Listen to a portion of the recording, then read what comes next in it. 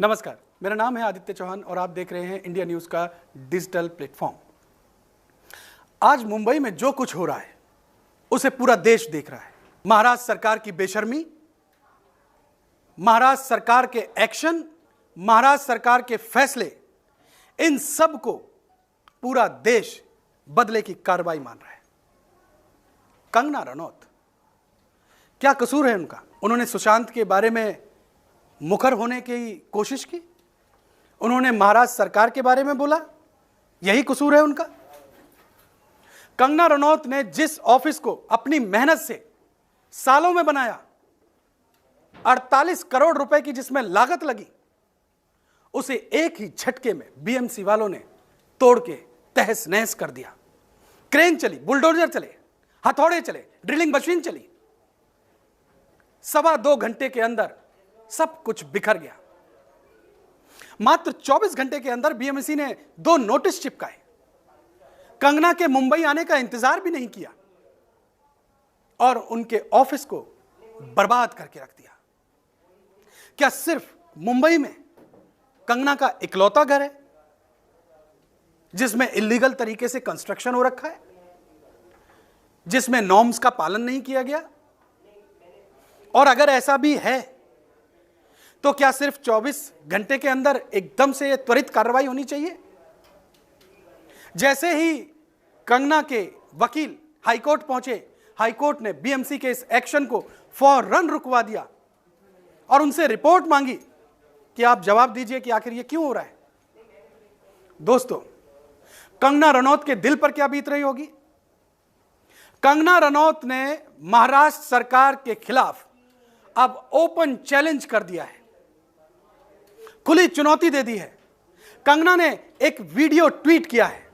इस वीडियो में उन्होंने बहुत साफ कहा है कि आज मेरा घर टूटा है उद्धव, कल तेरा घमंड टूटेगा, वक्त का पहिया है, इंतजार कर। कंगना ने इस वीडियो में और क्या क्या कहा है, इस वीडियो को ध्यान से सुनिए, एक एक शब्द को ध्यान से समझिए। उद्धव ठाकरे, तुझे क्या लगता है कि तूने फिल्म माफिया के साथ मिलके मेरा घर तोड़ के मुझसे बहुत बड़ा बदला लिया है?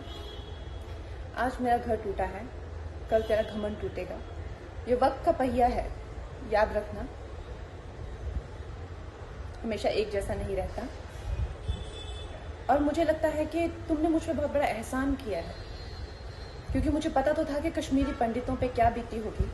आज मैंने महसूस किया है और आज मैं इस देश को वचन देती हूँ कि मैं सिर्फ अयोध्या पे ही नहीं, कश्मीर पे भी एक फिल्म बनाऊंगी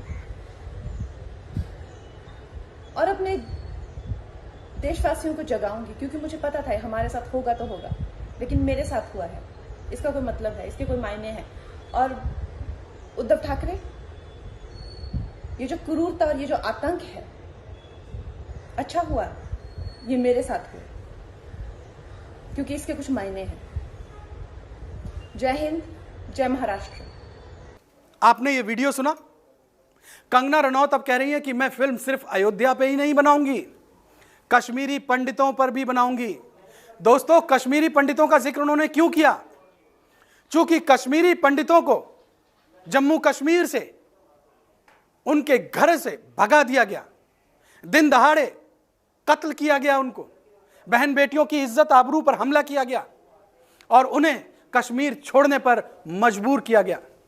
जब किसी का घर टूटता है, जब किसी का आशियाना छूटता है, तो उसके दिल पे क्या गुजरती है, एक बार सोच के देखिए। आज कंगना उसी दर्द को महसूस कर रही हैं, इसीलिए वो कह रही हैं कि मैं जम्मू कश्मीर के उन कश्मीरी पंडितों पर भी फिल्म बनाऊंगी जो अपना घर छोड़ने को मजबूर हुए। एहसान मान रही हैं उद्धव सरकार का कि उन्होंने ये कार्रवाई की, चूंकि इस कार्रवाई ने कंगना को और बहुत ज्यादा मजबूत कर दिया है, ऐसा मानना है कंगना का। दोस्तों, ये जो ट्विटर वॉर से जो लड़ाई शुरू हुई थी संजय राउत और कंगना के बीच में, अब वो बहुत बड़ी हो चुकी है। अब सियासी पार्टियां एक तरीके से अलग अलग मोर्चे पे खड़ी हो गई हैं। जिस वक्त कंगना रनौत मुंबई एयरपोर्ट पर पहुंची, शिवसेना के कार्यकर्ताओं ने उनका विरोध करना शुरू कर दिया। करणी सेना और RPI, Republican party of India, Ramdas Athawale की पार्टी, वो एक तरफ कंगना के पक्ष में खड़े हो गए। और अब जो जनमानस है हिंदुस्तान का, वो धीरे धीरे कंगना के साथ आवाज में आवाज मिला रहा है और ये आवाज बढ़ती जा रही है। चूंकि इस समय महाराष्ट्र सरकार बिल्कुल बैकफुट पर जा रही है। यह सिर्फ जनमानस की आवाज नहीं है, बल्कि राजनीतिक पार्टियां क्या सोच रही हैं यह भी समझने की जरूरत है। एनसीपी, जो कि सहयोगी दल है महाराष्ट्र में सरकार का, उनका भी यह कहना है कि इस कार्रवाई की कोई जरूरत नहीं थी, यह गैर जरूरी एक्शन है, लेकिन उद्धव सरकार ने इसे लिया। इसके अलावा बीजेपी भी इस बात पर बहुत मुखर होकर के आरोप लगा रही है कि यह बदले की कार्रवाई है। और दोस्तों, अब लगभग पूरे देश से यह आवाज उठनी धीरे धीरे शुरू हो रही है कि महाराष्ट्र सरकार बदले की कार्रवाई कर रही है। और क्यों ना कहें, सवाल तो सबसे बड़ा है कि क्या कंगना का इकलौता ऑफिस या घर है जिसमें नॉर्म्स का पालन नहीं हुआ? आखिर यह कार्रवाई क्यों? इसकी कीमत शिवसेना को, इसकी कीमत उद्धव ठाकरे को उठानी ही पड़ेगी, और बहुत जल्द ये होने वाला है। इस वीडियो से जुड़े और भी जो लेटेस्ट अपडेट होंगे वो हम आपको यूं ही बताते रहेंगे। बहरहाल, इस वीडियो पर आप कमेंट कीजिए, शेयर कीजिए और सब्सक्राइब कीजिए। बहुत शुक्रिया।